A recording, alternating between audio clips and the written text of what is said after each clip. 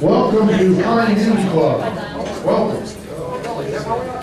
Yeah, that's what we are. We're called the High News Club. If everybody would kind of get your seat, we'll get started right away. We've got our own Labor Commission, Mark Costello, is here this afternoon to bring us a presentation. And we'll get started right away. Opening prayer, pledge allegiance, American flag. High News Club always starts out opening prayer, pledge allegiance, American flag. I am going to ask Pastor Steve Kern, Nazee, to do our opening prayer. I will do the pledge allegiance, which is the front of the room. Pastor Kern. Let's pray. Father, we come in the name of Jesus. Thank you that we have the freedom to come. I pray, Lord, that you'll help us to do what we need to be doing to protect that freedom that you've given to us. We pray, Lord, for this meeting. We thank you for the opportunity to come here and be informed. We pray, Lord, for this nation. We continue to pray that, Lord, you would have mercy on this nation. That, Lord, you would bring a revival and awakening amongst your people, and a renewing and a new understanding of our heritage and how important it is to us. We do pray for all of those in harm's way. Pray for those that have lost loved ones. Pray your grace to be sufficient for them all. So, Lord, we pray blessings on this meeting. In your name we pray. Amen. I pledge allegiance to the flag of the United States of America and to the republic for which it stands, one nation under God, indivisible, with liberty and justice for all. Please be seated. Commissioner Mark Costello, we got you on the hot seat. If you please step to the front of our room and give us your thoughts on what's going on at the Labor Commission, and we really appreciate you very much. I'm going to say this, there's two statewide elected officials that have done everything and above what they promised during their election cycle, and here's one of them right here, Commissioner Mark Costello.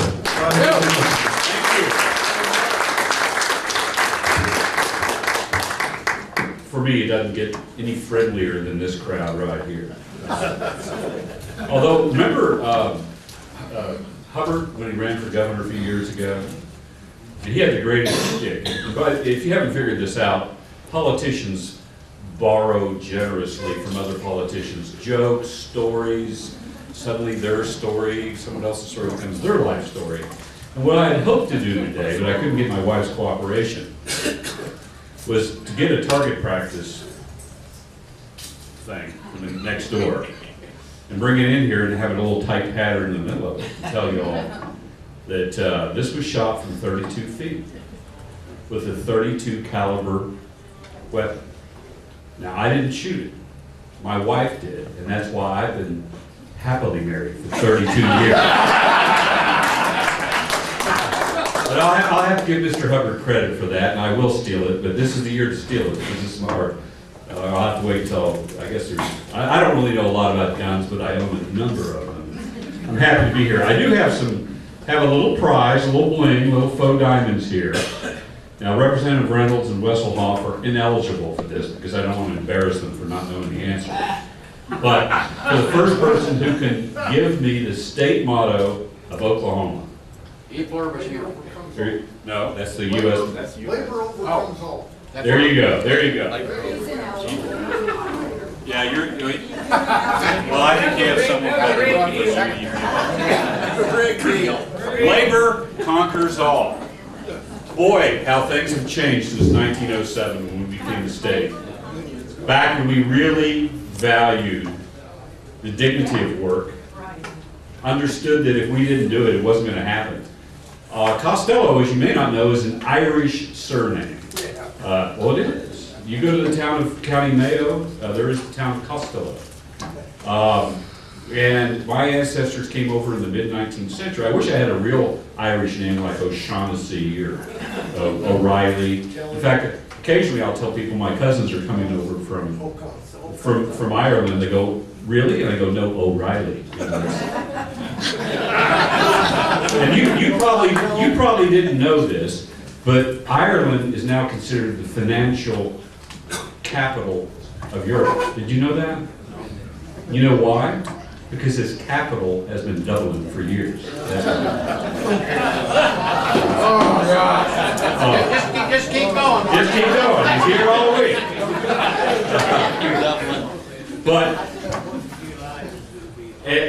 I got another Irish story. This is a story, and this will work into what we're talking about.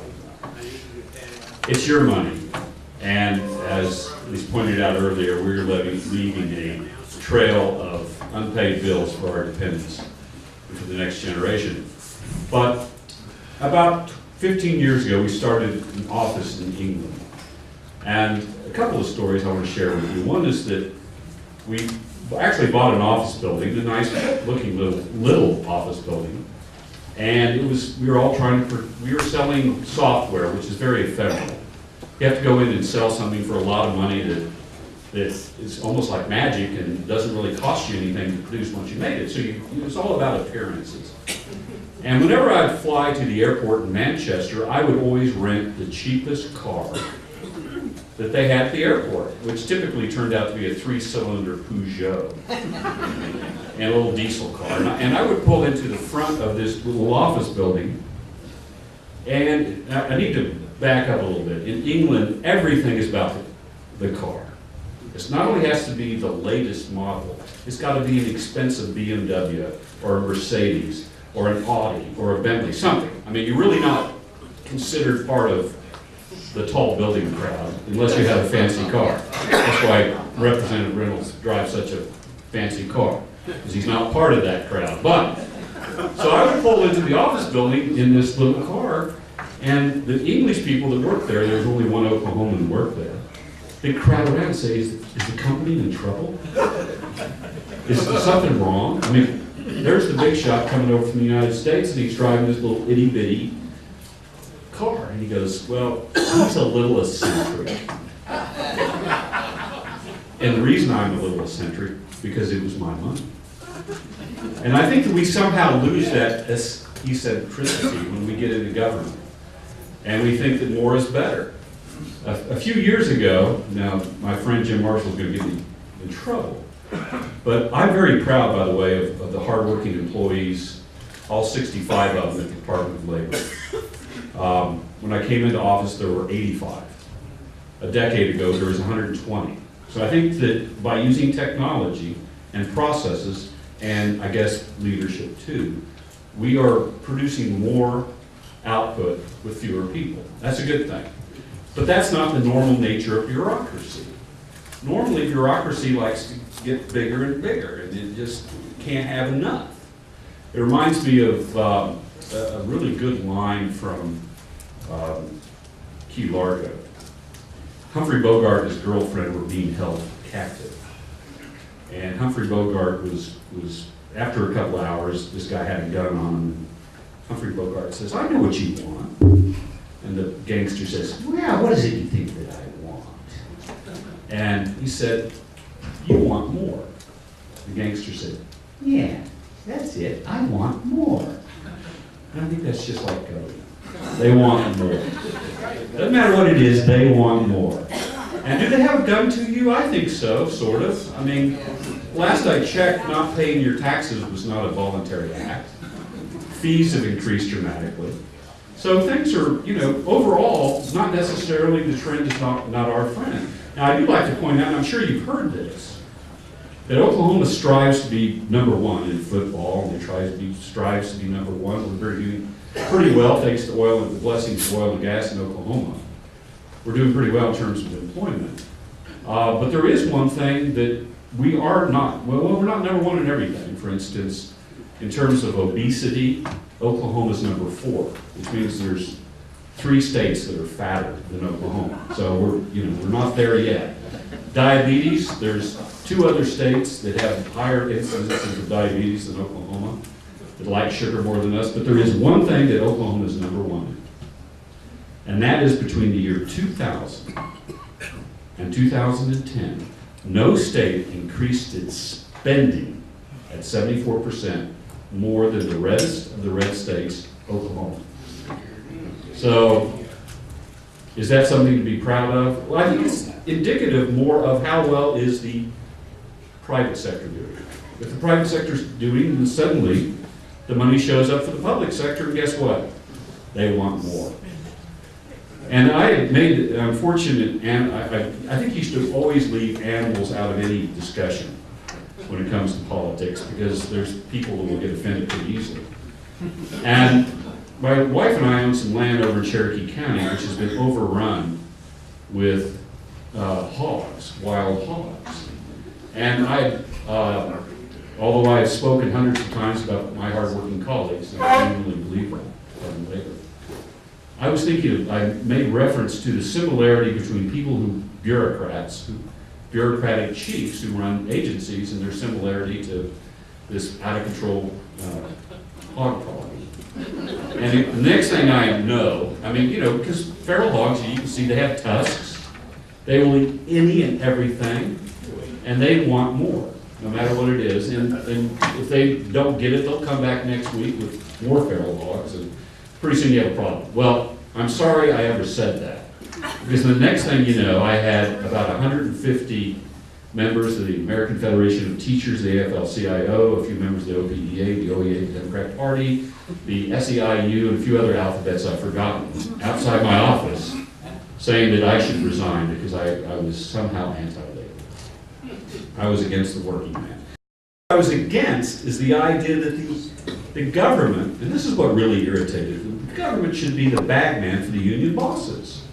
We've set up in this state a system where the government, the state of Oklahoma, collects union dues for both the Oklahoma Education Association and the Oklahoma Public Employees Association. I think that's dead wrong. I don't think that the state of Oklahoma should be taking money out of the paychecks of public employees and putting it into the political action committees of anyone. And I mean the Republican Party, the Jarbird Society, the Democrat Party. It doesn't matter. It shouldn't belong there. Because what happens? Well, what has happened historically across the nation is then those special interests show up. They'll put money in the campaign pockets of politicians. And then when it comes time to hand out benefits, increase pay, deal with work rules, somehow you all are familiar with Cirque du Soleil, how they have a contortionist in there. I've never seen a contortionist that can outdo a politician in terms of conforming his conscience based upon the contributions he gets. And that's where I object to it, because Ronald Reagan said, defund the left. Defund it. Don't give them money. Don't use government to give them money. But instead, what has happened is we are funding the left through taxpayer resources. It's wrong. Little story real quickly. I was, before the State of the State, General Pruitt was sitting next to me, and we were chin wagging, gabbing a bit. And he said, he looked over the legislature and he said, back in '99 we passed, with Democrat majorities in both houses, solid Democrat majorities, we passed school charter legislation that enabled people to start a charter school. He said that would never have passed today in Oklahoma with supermajorities in the House for the Republicans, supermajorities in the Senate for Republicans. I think he probably spoke accurately. Last year, Senator Holt introduced legislation, I think this is telling, where presently in a school district, if they want to rearrange personnel, let's say released industry someone, a janitor, a lunch lady, a maintenance person, you can't do that without having them, without giving them the opportunity for a trial de novo to come before the school board and protest, basically a special tribunal. So Senator Holt ran legislation which said that, objected to this. And at first there was a pushback, and finally he got agreement from the Oklahoma Education Association. They would not object that during the first 2 years of employment, the lunch lady or the janitor or some non-teaching personnel could be hired and fired at will. which is the same employment standards as everybody else in society. They could not, and then finally the OEA said, we won't oppose you on that, go ahead and run the legislation. So without any opposition from the Oklahoma Education Association, without any known opposition from anyone, the Republican supermajority in the Senate could not work together the courage to say, maybe we should have legislation where we empower the local school district to run things the way they want to run things.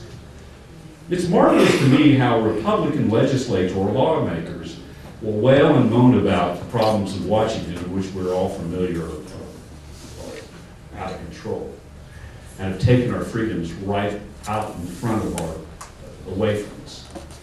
But somehow they're into central planning and statism coming out of 23rd Amendment. I don't quite get it.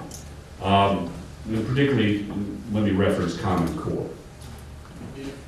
You know, Common Core is just another state idea. They say it provides improved education. Look, government running farms in the Soviet Union resulted in people not being able to feed themselves. I used to say that government run education is to America what agriculture is to the Soviet Union. But we can't say that. 91, the Berlin Wall fell. 91, they decided to privatize the farms in the Ukraine. Once again, the Ukraine became the breadbasket of Europe. But still, we are running our education on a 5-year statist Soviet-type plan. Fair enough. But to do so from 23rd and Lincoln is almost akin to saying, as did Henry Ford, you can have any color of car you want, as long as it's black. But I think you all probably have been included on that by other people. But I did want to reference a couple of things that I've been doing. I went to Washington last month and went to the U.S. Department of Labor to speak out on an OSHA issue. The latest, greatest idea that's being promulgated by rules out of Washington is to require all companies in the United States that have 250 employees or more to take the private safety records and publish them on a website. Well, once again, another government website, well-intended, is going to try to attempt to encourage safety in a naming and shaming exercise. So the only people that will probably benefit from that are the trial lawyers who will cherry pick through the list, the labor unions that will attempt to organize from it, and competitors that will say, wait a minute, look at this person, his safety record isn't as safe as mine, and cause consternation in the marketplace. It's a bad idea. It's about as good of an idea as maybe Bloomberg would like it, something along the lines of putting your cholesterol number on your lapel. And that would cause you all to order salads today rather than hamburgers and french fries and things like that. It's not the federal government's business. They're called private businesses for a reason. To put a scarlet letter on private businesses on a website is supremely ironic, particularly when you consider the Obama administration themselves is refusing to release information from their public Obamacare website. So what is now heretofore been private is to become public. What has been public, or should be public, which is government information, is becoming private. It's almost like Orwellian Animal Farm type behavior. I went and spoke against it. I was in the Cesar Chavez room. I said, man, I'm not in Oklahoma any longer. I was really gobsmacked by the I guess the dominance of labor unions over the U.S. Department of Labor. Maybe I shouldn't have been, but I was. And I spoke, and I said, this is a bad idea, Mr. Secretary. Do not let this promulgated rule stand, and hopefully it won't. But keep in mind, for every one law that comes out of Congress, there's 56 which come out of bureaucracy. 56 to 1. They have completely abrogated their responsibilities to we the people. And then they say, well, I can't do anything about it.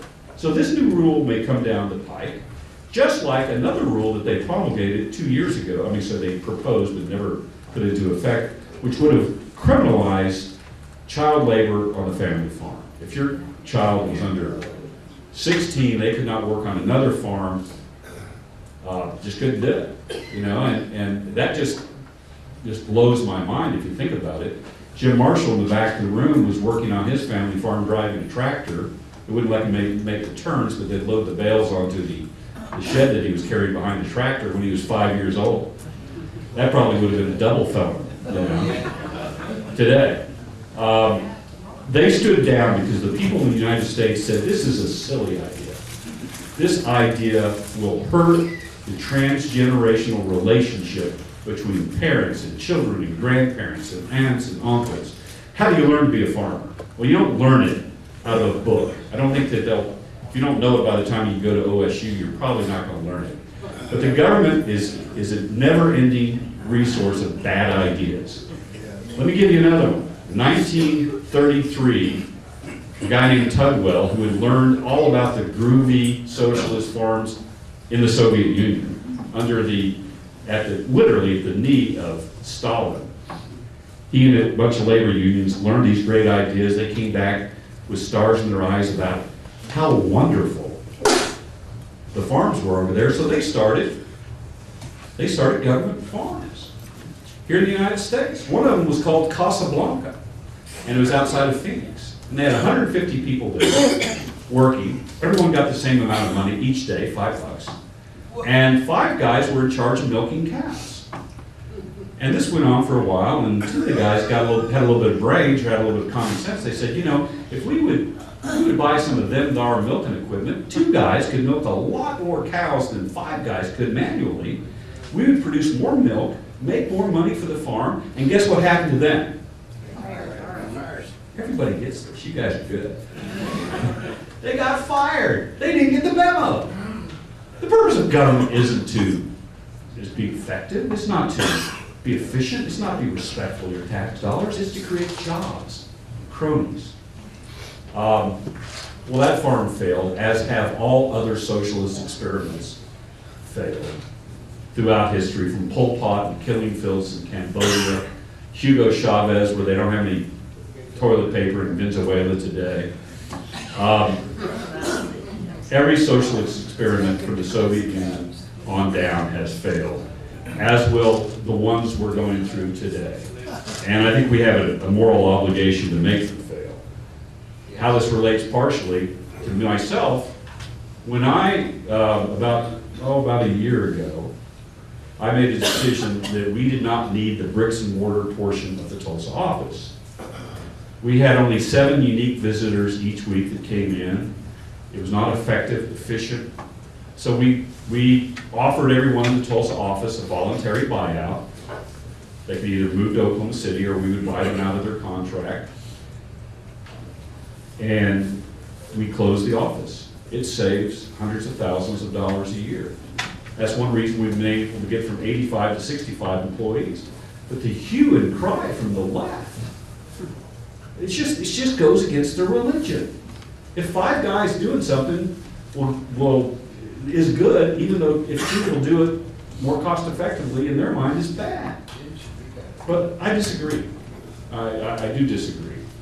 I'm going to talk a little bit about, go back to my trips to England.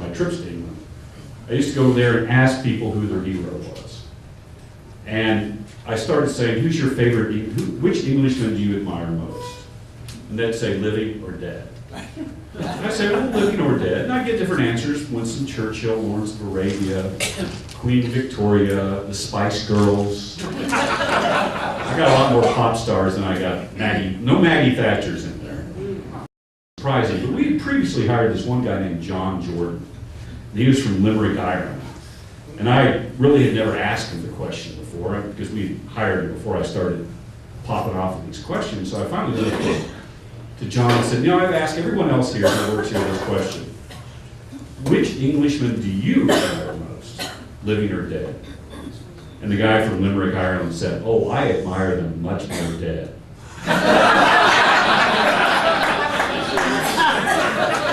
One more Irish joke. That's a true story. And I want to say a few more things. regarding federal issues. It may have escaped many of your notice that this week, the UAW, despite being was it this week? Earlier this week, the UAW had promoted a vote in Tennessee to bring in the union, and Volkswagen had actually been encouraging them to do so. You couldn't have had more ideal circumstances to promote a unionization of an auto plant, and it failed.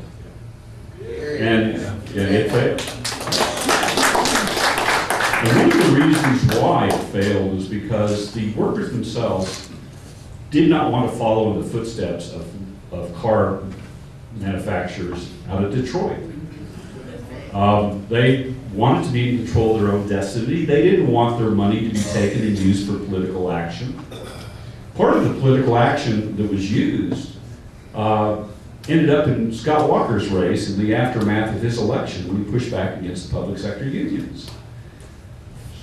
At least 50 million, maybe 75 million, it's hard to figure all these, came in trying to recall Scott Walker and the state senators. I spoke to one state senator by the name of Darling.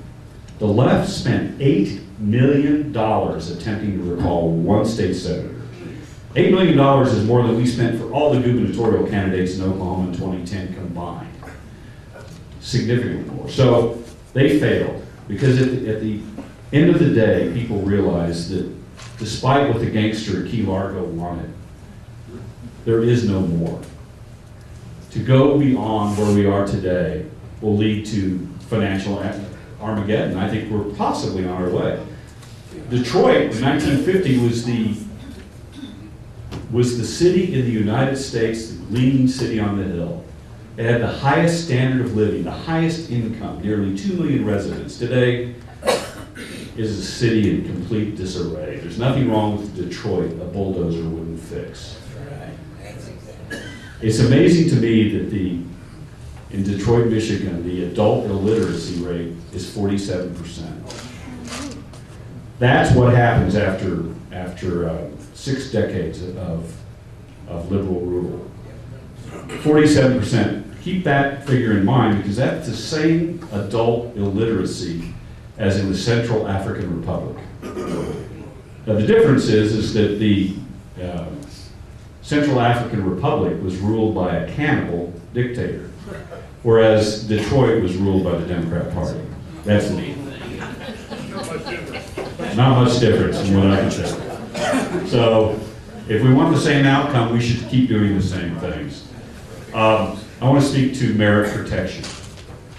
The first week we came into office at the Department of Labor, I had brought in another person who's now our media director, Liz McNeil, or she has been. And she asked another state employee, what's this merit protection stuff? You know, it's an alien concept if you work in the private sector. And someone who worked there, had worked for the state for decades, said, oh, it means you can't get fired. Well, technically that was not a correct answer, but that was the culture that has ensued from the Merit Protection Commission. What has happened in state employment is a state employee is entitled to a job. That cannot be withdrawn from them without going to court. It's like you're entitled to your home. I know you guys have some very strong rules on eminent domain. They're not supposed to take anything that you're entitled to without going to court. Well, in the private sector, you work at the pleasure of the employer. In the public sector, you have a multi-step process which ultimately ends up in court. The previous labor commissioner, who was a Democrat, spent $192,000, adjusted for 2013 dollars, of resources, internal resources, attempting to fire one state employee. It didn't work. And so after you've gotten your nose bloodied a few times like that, then you just don't even try. And speaking to people, if they speak to you off the record, speak to you candidly, it's the problem. And the problem is not about the vast majority of hardworking state employees who show up ready to work. It's that bottom 5%, maybe as much as 10%. Because they've been signaled, well, you can't get fired. So why work? Today in America, we have the highest number of individuals not working in history, both as a percentage and as a number. Why work? You got Obamacare. You have Section 8 housing. You have free, just about, walking around money. Free medical, free dental, free education. Pardon me? Obama phones. I forgot about Obama phones. By the way, did you guys know that Obama phones have a special juice attached to them in Oklahoma? Have someone gone over that? No, nobody's gone over that yet. No, well. No happening? Nationwide, they reimburse $10 for an Obama phone. In Oklahoma, because I guess we're an Indian reservation, they reimburse $35. There's 400,000 Obama phones issued in the 405 area code. You multiply 400,000 times 35 times 12 is $150 million. It's become an entitlement. Getting back to merit protection. I have proposed that we do with merit protection what we did with workers' compensation reform and move it from a judicial right, a property right, to an administrative action. Yes, employment should have protection, so you don't have people firing people for political reasons. It should be deliberate. The greatest challenge we have in state employment today is finding good and competent people. It will be even further exacerbated going forward because of the retirements of so many of the baby boomer generation. So we need to pay good wages. We need to be competitive. But to introduce into that equation a bottom 5% who should be released to industry so they can seek other opportunities should not be that's a good euphemism, isn't it? You don't want to say fired, that's a hard word, fired. No, really, seriously. The ability to take agencies and have employees work without the onerous demands of the work rules. The work rules were looked at by a labor union lawyer a decade or more ago under Brenda Renault. He looked at these and he said, these are more onerous than any union contract he was aware of in the private sector. So we've taken work rules from the mentality, if you will, of the most onerous in the private sector unions, brought them into government, and we wonder why it's difficult to achieve efficiencies. The good news is there is movement afoot within the House and the Senate to look at this and finally go away from this property right, this entitlement, to provide employment with protections, particularly against political harassment. That's moving in the right direction. I don't know if it's going to happen. We don't know, as Senator Reynolds and Wesselhoff will testify, how the sausage making will ultimately turn out. But I do believe it is a move in the right direction, because to have it as we have it today creates a culture where the excellence is not only demanded, it's an anomaly. And we need to start looking at the resources as limited, looking at the cars as something which is, look at it like it's our money. And I know that some of you do, and I really do appreciate the two gentlemen before me today, because I know that you do. But for some reason, I don't know what happens. I don't know whether it's time or they get muddled in the head or whatever, but some of them look at it like there's an unlimited resource. And I do have challenges with that. What's the matter with Kansas? There was a book written about 10 years ago, and this guy's made kind of a career out of writing, what's wrong with Kansas? Well, let me tell you what, there's nothing wrong with Kansas. Governor Brownback has come into that state, introduced zero-based budgeting. He has reduced the income tax from 6.4% to 3.9%. Oh man, wailing, how can we possibly do this? What's going to happen? Well, the good news is that they're actually realizing that when people don't have government taken, or money taken from them by the government, they'll put it to better use. I think it's worth noting, and I'll shut up here, that when we walk out of this building today and we look to the left, we see Devon Tower. And how proud of it we are. How proud of it we are that now the United States is the world's leading producer of energy. Not Saudi Arabia, not Russia, the United States. That happened because of Oklahomans. no doubt some of the Oklahomans in this room today. I put myself through college in the North Sea, working on oil derricks and oil barges. That was done by Oklahomans. Now we have not just the North Sea, but we have North Dakota. The technology, the intellectual firepower which has come out of this state is freeing us from the dependence upon foreign powers when it comes to energy. I'm extremely proud of that. And I think that we need to keep in mind, though, when we looked at Devon Tower, that company started with 4.5 employees because they couldn't afford a full-time receptionist. 4.5 employees. What we don't know is that if we continue to think that government I hope we don't win the prize of increasing the size of government and state government during this decade that we're in, between 2011 and 2020. Let's please God hope that we don't. However, we don't know that by taxing business people who would rather hang on to their own money, who would cross rush hour traffic to save 2 or 3 cents a gallon, how many of those may choose to go to Texas or to Kansas in the future if we continue to think that we can tax people without any regard to the motivations that occur within the mind of the business person? It's job, and one last thing. I spoke out on entrepreneurship on Labor Day, and boy did that make the labor unions mad. They would like to think that we're still stuck in the late 19th century or the early 20th century when it was us versus them. I don't see it that way at all.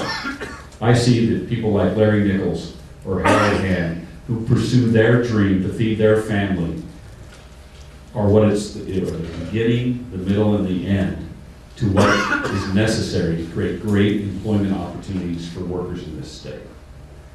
Government that creates jobs, destroys jobs. Let's continue to honor both the job creator and the job holder together as a state. And with that, I'll just ask for some questions. Great presentation. Thanks.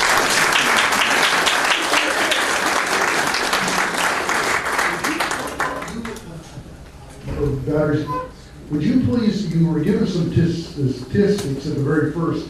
The number one that Oklahoma was good for was the date we started our spending. What was that? Do you remember that? It was I between want to hear that one more This is time. from the Oklahoma Council of Public Affairs and the Tax Institute. And they were, between 2000 and 2010, Oklahoma increased its spending by 74%.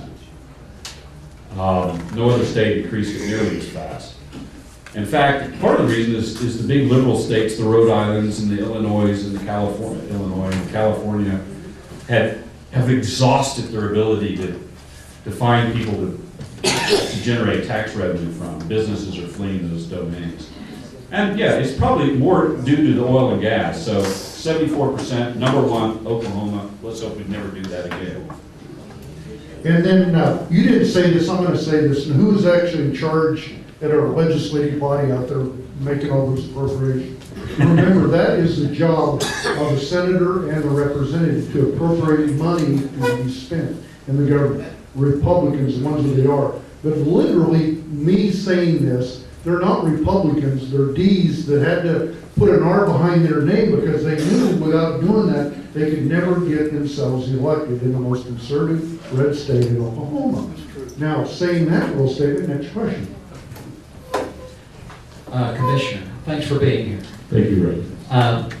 My question is, what is your response to the push to try to increase the minimum wage to $10 an hour? Well, thank you for that softball.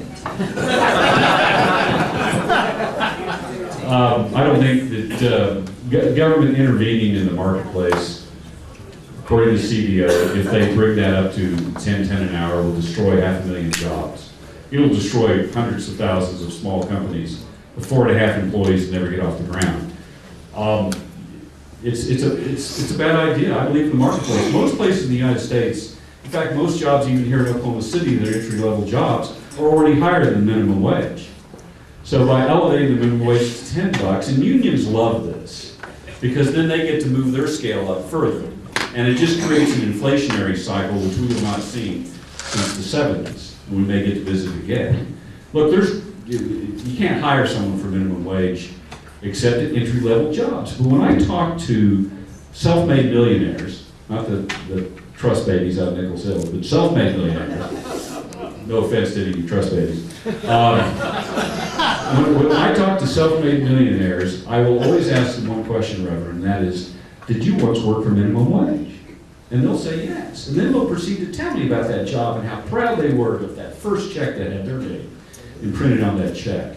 That gave them dignity. That gave them a work ethic, of which we do not know. There's studies coming out of the UK that came out in the last month. It was published that said that if you have long-term unemployment amongst young people, it leads to mental health issues that are significant, depression and other issues. That's the worst thing you can ever do. I mean, if you go over to Greece right now, where they've borrowed and spent and refused to reform their government, you'll have 64.9% of the young people between 18 and 24 unemployed in Greece. 2/3 almost. That is a trend that they don't care about. You know, they always talk about justice and fairness and all that, but how just is it to exasperate the unemployment among African American males who are between 18 and 24, which is nearly at 50% already? It's a bad idea. It could only be promulgated from people who don't understand the marketplace and those people who would like to use social or economic and public policy for social engineering. Question? I'm Glenn Howard. We have a family here by the name of Green who started a little business and made quite a success called Hobby Lobby that is or apparently going to be imposed by the government to change their policies even though they pay higher than minimum wage to all their employees. What can your office do in the state to try to help give owners of a business the right to operate their business on the morals and dictates that they hold dear to themselves? Well, probably, sadly, not much. Because when you're forcing a Christian businessman to pay for abortions for his employees, then what's next? Gay marriage? I think so. You know, we have released and relinquished our sovereignty, and it's very hard to get that cow back in the barn door. I mean, I applaud the Greens. I think they pay, their starting wage is $15 an hour, double. They pay well, they provide benefits, they treat people decently, and they're closed on Sunday. But no, the Obama administration would have them pay for immoral, grossly immoral. I mean, there's nothing, the tantamount issue of the age is abortion. Pro-life issues are the tantamount issue of the age. And they're cramming that down our throat. Once again, not because the lawmakers passed it, because they just tweaked it after they got that law passed. There's nothing I can do other than stand with them and pray with them. So. Question? Hi, Mark, thanks for coming. My name is Woody. My question kind of lends towards illegal immigration. I know illegal immigration is not your bailiwick, but these people are coming to the United States and working for next to nothing. And their big excuse is, these are all jobs that Americans won't do. But I got a theory that says, these are jobs Americans can't get because somebody's doing them for less than nothing. What does the Oklahoma Labor Commission have to do, or does it have anything it can do to help alleviate this problem? Other than to require E-Verify to make sure that we do that with the Department of Labor. When people come in for the 17,000 licenses that we issue, we make sure that they can provide their bona fides. But the real issue is not that we don't need, I mean, Hispanics in Oklahoma have male Hispanics, 83 or 4% of them are working today, versus about 61% for Anglos and less for other minorities, or for other people. The problem is you cannot have two things simultaneously, which we have. We have open borders and a welfare state. Take one or the other. Because once again, you go back to the Section 8 housing, the aid to dependent mothers, the free medical Obama folks. It just never ends, does it? And yet we are inviting people from Central and South America and other parts of the world to come here and giddy up, sign up for all these things. Well, my objection is not so much to immigration. My objection is to the welfare state. And that's, once again, if you had to pick one, I'd say eliminate the welfare state. Question? Yeah, I'm Jim. I've been retired about 15 years, got way too much time on my hands. I've been thinking about why is the emphasis shift to getting a job working for someone else instead of doing your own thing? Where did we pass that border? Back in the early days, everybody raised their own food, did their own thing, made their own sales and sold it to other people, but I think that's something we really ought to encourage. Well, I think that you're right. I mean, like I said, most businesses start out like Devin, and most of them fail. I can't help but remember, I think I may have told you this story before, I'll be real brief. George McGovern, after he got booted out of the Senate in the Reagan Revolution in 1980, went out to start a business for himself, and for the first time he ran into nanny state regulators from OSHA, the county, the state, the feds, competition, cranky lawyers, unhappy employees, workers' comp fraud, and he went broke. And George McGovern, the uber liberal, said, if I had had that life experience of having been a businessman before I was a lawmaker, I would have made a better lawmaker. If I'd been elected president, I would have made a better president. And I think that it may be beyond obvious that that's part of the challenge we have, not just in Washington, but also here in Oklahoma. So. Question? Yes, my name's Harold Hodges. Right off early here, you started out with something that was just a little bit ironic. The prize that you handed out, what was that called? That's a faux diamond seal of the state of Oklahoma. And what was it for? What did it say? Oh, for labor conquers all, that's the state motto. You know, Hitler had on the front, on the top of all the prison camps over in Europe, Arbeit, Oxford free, work makes you free. Kind of ironic, I thought. It is a little ironic. I think we should switch, by the way, if I had a vote, which I don't, I'm always reminded by lawmakers, I don't have a vote in anything. But if I had a vote, I would vote to make I would just, like I said, the best thing politicians come up with, they steal. Let's steal the state motto of New Hampshire, which is live free or die. I'll go with that. Commissioner Costello, thank you very much for coming to High Noon Club. The man that one day hopefully will be governor of Oklahoma. Yes.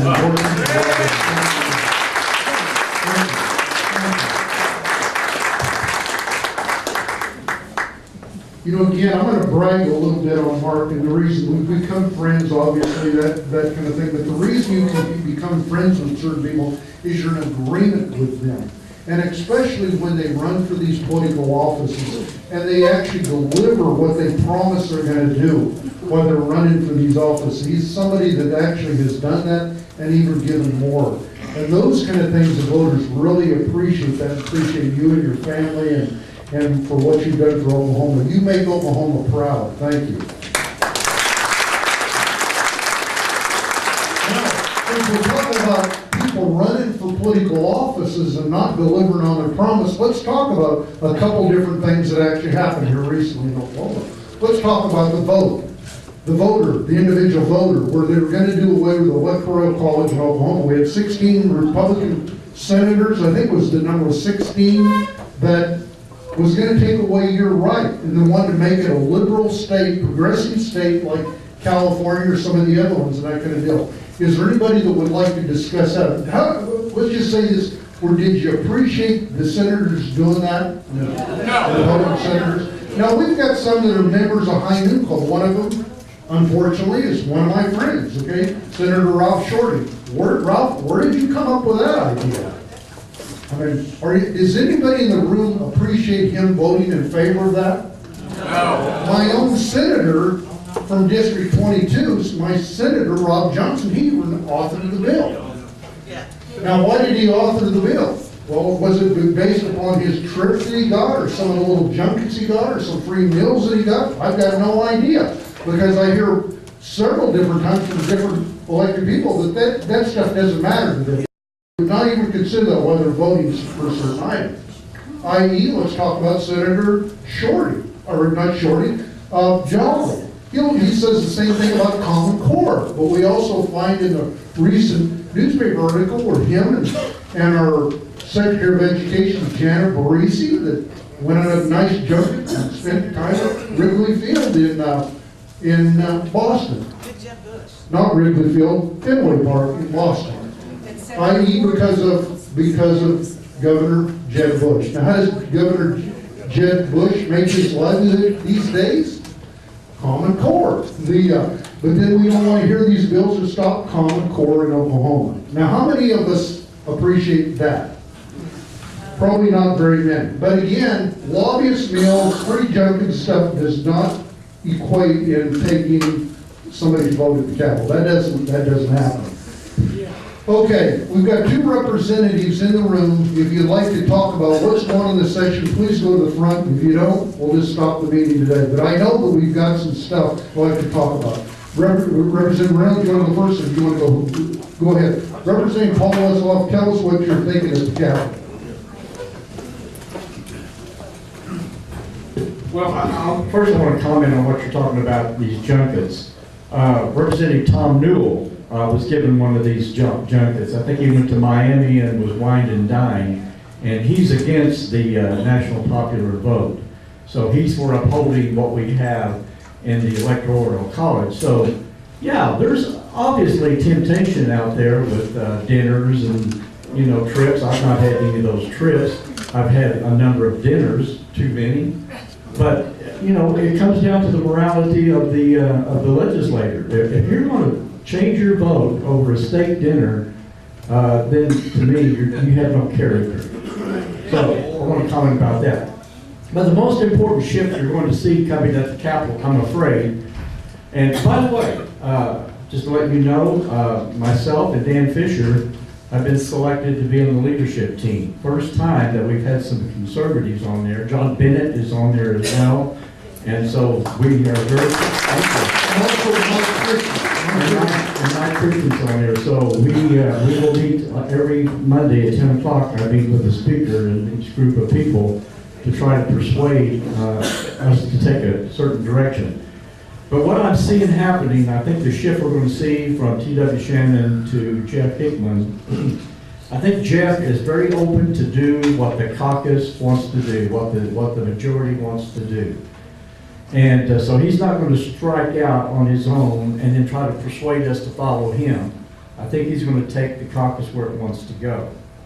Unfortunately, what I'm picking up, and it hasn't been whipped yet, but I've got a feeling we're going to go down the bond road. We're going to probably pass a bond issue, to repair the Capitol. And I know some of you here can certainly make arguments how that's a good deal. The interest rate is low, and it somehow gives us better credit ratings. I've heard all those arguments. But that's the path that DC has taken. And I really appreciated T.W. Shannon's strong stand against indebting the state of Oklahoma with bonds. I think that will be a change. That's my prediction. I think that we'll go down that road of bonds. And so that's going to be a big shift. Native American Center, right now, they're trying to take money from the unclaimed property. That's going to be a huge controversy at the Capitol. The feeling that I get from our people in the House is that if any kind of unclaimed property money is utilized, they want to use that money to repair the Capitol. And I'll remind you that, but just keep in mind this unclaimed property, if it's never picked up by the people that it belongs to, it eventually reverts back to the state treasury, which means, in effect, in the final analysis, if that property remains unclaimed, it's actually your tax money, because it goes back to the state treasury. So, that's just how that works. So, Mike, you have any? I've got a question on that, because I want to kind of fill the room in on that unclaimed property. I actually do know something about this issue, because I actually own a little company, partner with somebody that owns a little company that has tried to get some of that money back to these people that actually own that money and or their family members. And guess what? You can't do it. Because, you ever heard of a catch-22? Yeah. Catch-22? There's a catch-22 at the Capitol. They'll, even if you could, or not the capital, at the treasurer's office, if you even get their social security number, show the lineage and on and on, you can't get the property, back to the family members. So there's some legislation that needs to be changed to ease up that way to do that. Because again, when I'm gonna make a little attack on somebody, and I don't mean to, but it's the only way I can actually do that, the treasurer needs to ease up on that property and give it back to some of these people. If you have never, ever went online to the state treasurer's department, there's a little place where you can do for some of your property, I mean, to put your name in and a little website, try that. And see how difficult that is to get some property back that's owed to you. We've got one in right now for ourselves. I didn't know that it was, it's supposed to be more than $100, whatever, that's owed to me. I can't, nobody will tell me how much it is. I mean, so if they're holding property for me or something of value, wouldn't you think they'd make it easy for me? I mean, especially when I give them all my pertinent information, my address, my social security, and all that stuff. I mean, so there you have it. That is our property. That is not the taxpayers' money, okay, property. It's not a bank account for them. That's my rules. You wanted to talk about that, or? So I'll just flip to one other subject and let Mike have the mic. Okay. On the Native American Center, this is what I advocated the other day. My class came in 04. We are 2 years away from terming out of 12 years of service to the state of Oklahoma.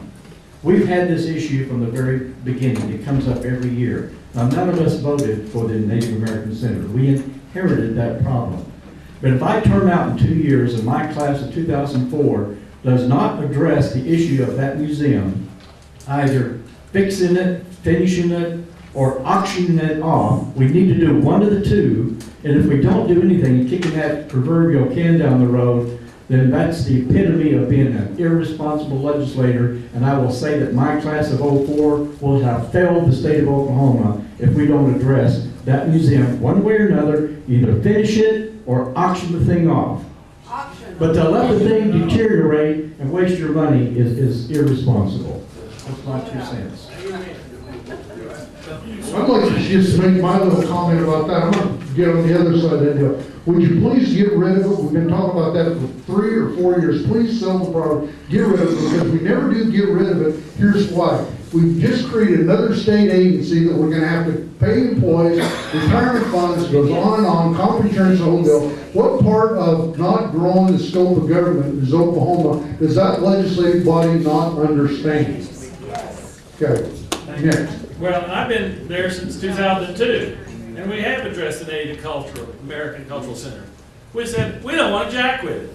So if someone in leadership wants to run a bill and give it away, that's what will happen, but the leadership would never let a bill like that come to the Capitol. So the members have spoken. We don't have anything to do with that stupid thing. Otherwise, something would have been done about it. As a matter of fact, something was done.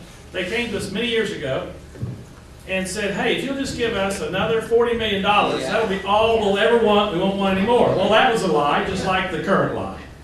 Now, I saw last night on TV a commercial with George Nyes, Holly Nichols, and all these people that should know better but don't, that want us, I guess they want to start heating up and putting pressure to fund the Native American Cultural Center. Well, they can pay for it. Mr. Nichols has got a piece of building down now. The company that's building, he can pay for it. They say there's $40 million in pledges, but you know what? You can't get a list of those pledges because they don't exist, or they're phantom, or whatever. If they were real pledges, publish it. We believe in openness. Publish it. Let's quit this nonsense about we need to fund it. We need to get rid of it. Give it back to Oklahoma City. They don't want it. They want us to pay another $11 million a year in operating fees on the thing once it's built. And I'll tell you, when I was first elected to the Capitol, I may have said this in this room before, December of 2002, I went on my first trip. It wasn't free, I actually paid for my room at Fort Sill. I did get free dinner. General Baxter invited several legislators to come down to Fort Sill. Maybe he invited all of them, I don't know. We got to stay in the base officers' quarters that night. Beautiful rooms from a facility that was probably 80 years old. It was very nice. Paid for it. And they showed us the master plan. And here's I-44. In Oklahoma City, we had a Native American Cultural Center.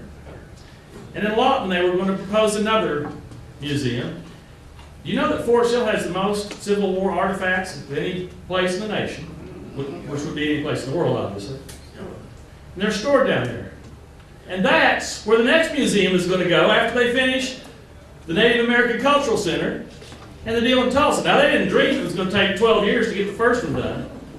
There's a master plan sitting out there. I saw the graph. I saw the chart. I-44 is going to be a museum corridor, and the Department of Transportation is going to promote Oklahoma that way. So don't think that just if we're done with this little deal, because this deal ain't going to happen without them getting the same amount of money for Tulsa, for this idiotic Hops Museum. So the Native Cultural Center, it needs to be flushed down the river, blown away. Simple as that. The next issue is bonds. Paul may be right. The bonds could become a problem, but it doesn't matter. Just because the leader wants the bonds, just because the governor wants the bonds, just because Senator Bigman wants the bonds, it's election year. Guess what? So it's going to make it real tough this year, too. It's going to make it real tough this year. And I think a lot of legislators are waking up to the fact that it's just a little bit hypocritical to accuse Barack Obama of spending trillions of dollars with the blessing of Oklahoma congressmen, other congressmen, and doing the same thing right here in Oklahoma. They better wake up to it. I've asked today the House staff to give me a list of every bond authorized for. I said, I don't want you to have to just wear yourself out, but basically, since statehood. We have, now wait a minute, there's not that many. There's not that many. We talked about, I got an email about how the Supreme Court has said it's all right to do bonds without sending it to a vote of the people. You know what? Just because the Supreme Court got it wrong, that doesn't mean we ought to do it. The Supreme Court has said revenue bonds. That's how they started the deal, revenue bonds. So they let us build Turner Turnpike and said it's okay. You didn't really go into debt. Well, we did, obviously, and everybody's really happy with our turnpike system, right? We're told that the revenues would pay off the bonds. They don't pay off the bonds. So the court got that wrong, and that was the first one. Then the court allowed bonds to be issued to build dormitories at universities. Because they said the rooms, the rent students pay will pay off those dormitories. Boy, those dormitories are really great, aren't they? We have to pass David Board, who Paul is going to bury this week with this resolution. And rightfully so. That man needs to be gone. He is not a good thing for the state of Oklahoma. He may have been but that man doesn't have the morals to understand that a stolen piece of art needs to be returned today without question. The man should be fired immediately. But David Board told me in my office how he had to have freshmen live on campus to experience the fullness of college or whatever. No, he had to have them live on campus to pay off his unconstitutional bonds. And that's called revenue bonds. The next kind of bonds we have are general obligation bonds. Guess what? There's two kinds. One we sent to a vote of the people. And the other, the Supreme Court said, is it's a general obligation bond, but it's really not. It's a moral obligation. Because the bonds actually have printed on them, these are not a debt of the state of Oklahoma. And that's what these kind of bonds would be to pay off the capital. Now, you know where we can get the money to pay off the capital? The emergency fund, for starters. Secondarily, $18 million of the proposal is to air condition the interior of the Capitol. Who can justify that? How can they, with a straight face, justify that? I don't know. I think the legislature waking up. I think the new leadership will have a change of direction. I believe that Speaker Hickman will be the most I don't know how to say it. I believe he'll communicate more with the members far more than any previous speaker. I see T.W. Shannon come into the chamber. He's there in the morning, and then he's not there for any of the votes. Could anybody tell me why that might be occurring? Campaigning. But why would you show up in the morning? Oh, so you can get your per diem to get paid to come to the Capitol, so you can campaign for the U.S. Senate and get paid by the taxpayers to get your per diem to come to the Capitol. And I really wasn't going to mention that because I wanted him to do it for the next 3 or 4 weeks, but the cat's out of the bag. Maybe he'll actually hang around for a few votes. Because if he doesn't, maybe he wants to start running for the president once he's elected U.S. Senate. He'll be the first Republican black American elected as president or something. Come out of nowhere, come out of the Senate, come out of the Oklahoma House of Representatives. That man, the best thing about him running for U.S. Senate is he's gone from the Oklahoma House. I invite you to look at ShannonForCongress.com to see exactly what he does, which is unknown. He was confronted on the Pat Campbell radio show yesterday in Tulsa and asked, what do you do for a living? Why, Shannon Strategies. I didn't hear the interview, but my wife runs it. Oh, really? Your wife is suffering from cancer, just had a double mastectomy. What does he do for a living?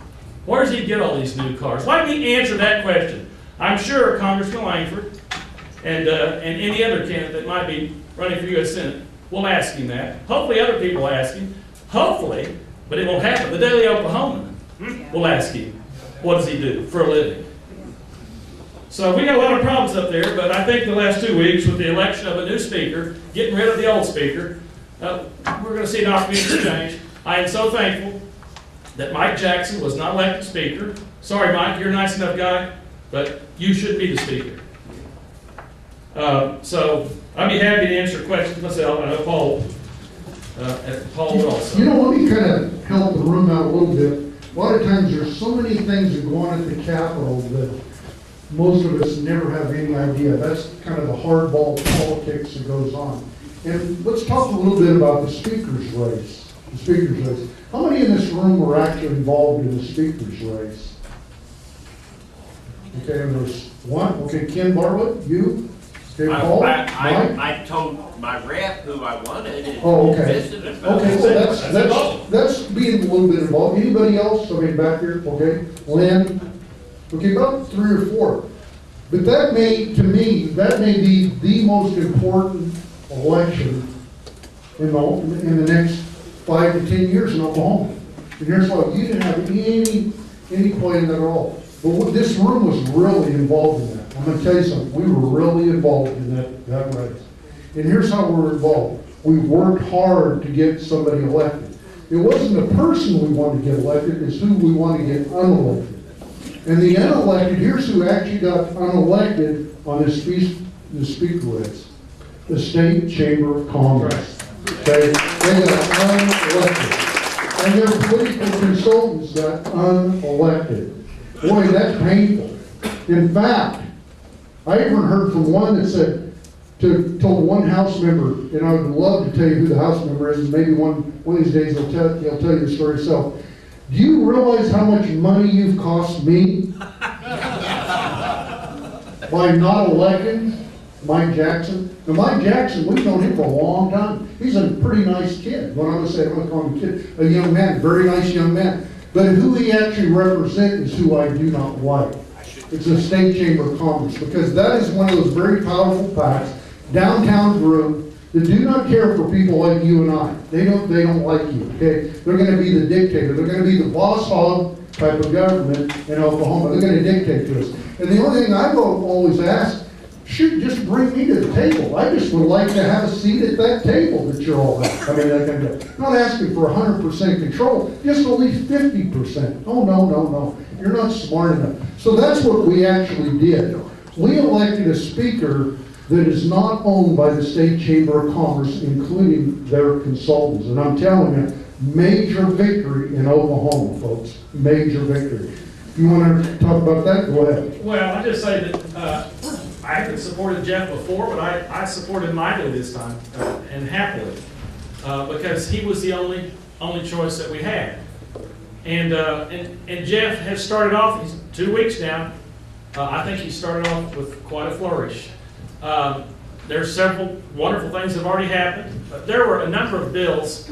Shannon had the habit of assigning bills to committees that made no sense at all. The Speaker of the House assigns them to committees.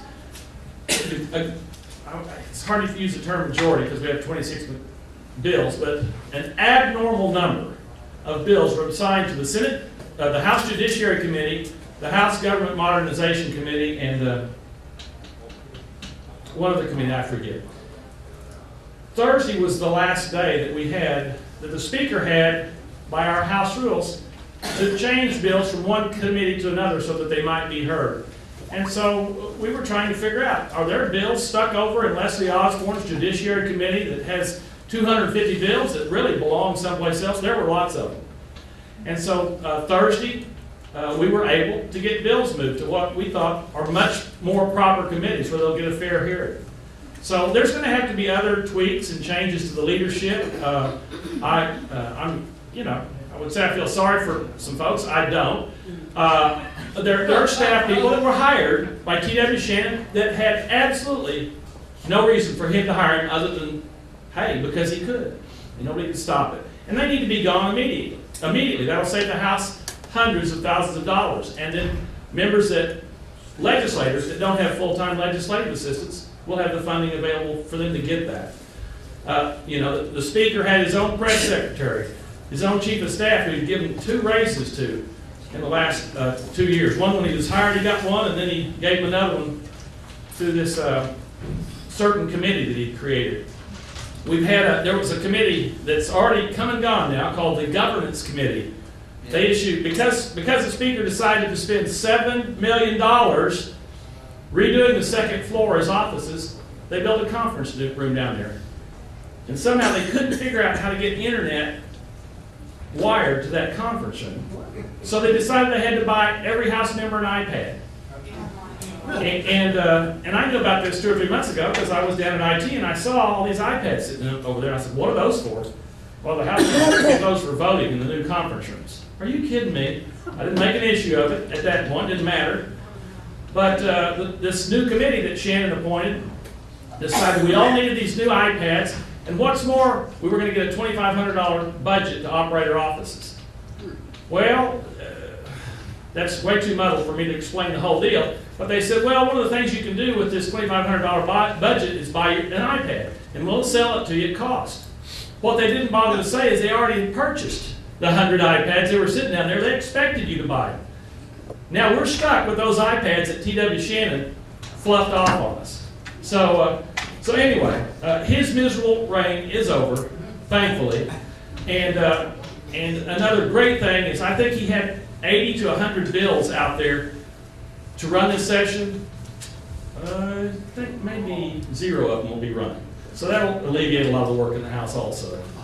I'm talking on that, Paul, you may want to talk about this and you may not either. There's this national voter ID, or not voter ID, individual voter, whatever. Is that going to be before that committee that you're chairing, or popular vote, national popular vote?